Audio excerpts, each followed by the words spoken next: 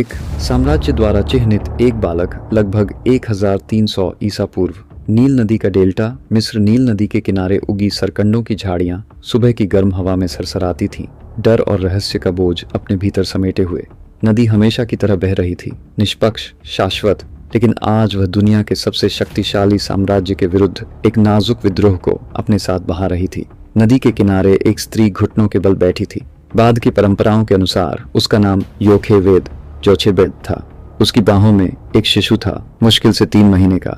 उसकी सांसें हल्की थीं, उसकी मुट्ठियां भींची हुई थीं, मानो वह जन्म लेते ही दुनिया से टकराने को तैयार हो। वह रो नहीं सकती थी। हर आवाज पानी के पार तक जाती थी और मिस्र में अब हर आवाज खतरा बन चुकी थी। यह फिरौन का युग था, दोनों भूमियों का शासक, मिस्र का जीवित देवता, सेनाओं और विशाल स्मारकों का स्वामी। विद्वानों के अनुसार यह काल 19वें राजवंश का था, संभवतः रामेसिस द्वितीय या उसके पूर्ववर्ती का शासन। मिस्र अपनी शक्ति के शिखर पर था। नील के किनारे विशाल प्रतिमाएं खड़ी थीं। रथ विदेशी धरती पर गरजते थे। यह साम्राज्य विजय, कर और श्रम पर पलता था, और इब्रानी लोग वही श्रम थे। पीढ़ियों से वे मिस्र में रह रहे थे, एक सहन की गई अल्पसंख्यक जाति के रूप में, जो सदियों पहले अकाल के समय यहाँ आए थे। लेकिन समृद्धि ने सहनशीलता को संदेह में बदल दिया। इब्रानी बढ़े, बसे, टिके रहे, और वही टिके रहना फिरौन को भयभीत करता था। निर्गमन एक्सोडस में फिरौन की ठंडी गणना दर्ज है। इसराइल के लोग बहुत अधिक और बहुत शक्तिशाली हो गए हैं। साम्राज्य की मशीनरी के लिए अधीन जनता की बढ़ती संख्या आशीर्वाद नहीं, खतरा होती है। इसलिए फिरौन ने एक आदेश दिया, फुसफुसाकर नहीं, छुपकर नहीं, बल्कि ठंडे प्रशासनिक कठोरता के साथ लागू किया गया आदेश। हर इब्रानी पुरुष शिशु को मार दिया जाए। दाइयों को जन्म लेते ही लड़कों को मारने का आदेश मिला। जब यह विफल हुआ तो आदेश और क्रूर हो गया। नील नदी स्वयं जल्लाद बनेगी। ये क्रोध नहीं था, ये नीति थी। और इसी दुनिया में योखेवेद की गोद में यह बच्चा जन्मा था। वह उसे जितना हो सका छिपाती रही। 3 महीने, दबी हुई रुलाई, थमी हुई सांसें, खामोशी का जीवन। लेकिन दीवारों के भी कान होते हैं, पड़ोसी बातें करते हैं, सैनिक गश्त लगाते हैं। जब जीवन और मृत्यु दांव पर हों तो प्रेम भी खतरनाक हो जाता है। अंततः उसने वह किया जिसकी कल्पना भी असहनीय थी। उसने अपने बच्चे को पपीरस, सरकंडे से बनी एक टोकरी में रखा, उसे तारकोल और डामर से सील किया, वे पदार्थ जो किसान नहीं, जहाज बनाने वाले इस्तेमाल करते हैं। यह निराशा का कार्य नहीं था, यह एक सोचा समझा निर्णय था। जिस नील को उसके बेटे को मारने का आदेश मिला था, उसी नील को उसे ढोना होगा। जैसे ही उसने टोकरी को सरकंडों के बीच पानी में उतारा, इतिहास सिमटकर एक क्षण में बदल गया। साम्राज्य केवल सेनाओं से नहीं टूटते, कभी कभी वे एक माँ के उस इनकार से चुनौती पाते हैं जो अपने बच्चे को डर के हवाले करने से मना कर देती है। पास ही एक छोटी लड़की छिपकर देख रही थी।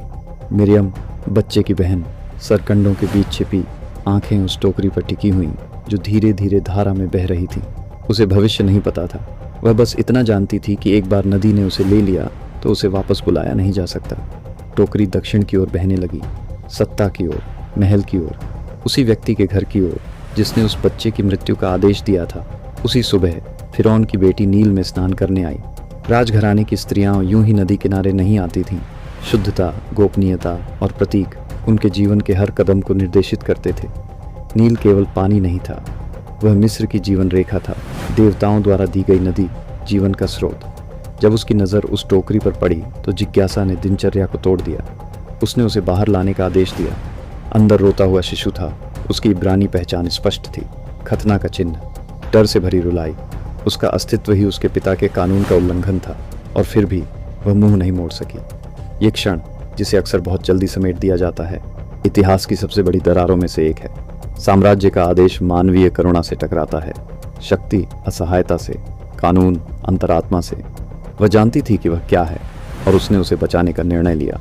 एक शांत लेकिन क्रांतिकारी कार्य में फिरौन की बेटी ने उस बच्चे को गोद ले लिया। उसने उसका नाम रखा मूसा, मोसेस। यह नाम मिस्री शब्द एमएस से निकला था, जिसका अर्थ है से जन्मा हुआ या पुत्र। ऐसा नाम जो राजकुमारों और राजाओं के लिए प्रयोग होता था। मूसा का पालन पोषण महल में हुआ। उसने सत्ता की भाषा सीखी, अधिकार के अनुष्ठान, शासन की रणनीतियां। वह पत्थर के देवताओं से सजे गलियारों में चला और पुजारियों से मात, दैवी संतुलन की बातें सुनी, जिसे मिस्र बनाए रखने का दावा करता था। लेकिन महीन वस्त्रों और शाही शिक्षा के नीचे एक सत्य मिट नहीं सका, वह मिस्री नहीं था। नदी से निकाला गया वह बालक 2 दुनियाओं के बीच जी रहा था, रक्त से इब्रानी, पालन पोषण से मिस्री। एक ऐसा व्यक्ति जो साम्राज्य द्वारा गढ़ा गया, लेकिन उसी की क्रूरता से जन्मा। यही द्वंद्व उसकी पहचान बन गया। दशक बीते। मूसा बड़ा हुआ, नेतृत्व के लिए प्रशिक्षित, कानून, युद्ध और शासन में शिक्षित। लेकिन दरबार की चमक के नीचे एक प्रश्न जलता रहा जिसे कोई शिक्षक शांत नहीं कर सका। मैं कौन हूँ? नील ने उसे बचाया था, महल ने उसे पाला था, लेकिन मिस्र की व्यवस्था, उसका वैभव, उसके स्मारक, उसकी स्थिरता, उसके अपने लोगों के दुख पर टिकी थी। और एक दिन यही विरोधाभास हिंसा में फूट पड़ेगा। टोकरी महल तक पहुंच चुकी थी, लेकिन नदी की धारा अब भी बह रही थी और वह मूसा को ऐसे भाग्य की ओर ले जा रही थी जो सिंहासनों को हिला देगा, साम्राज्यों को तोड़ देगा और स्वतंत्रता के अर्थ को हमेशा के लिए बदल देगा।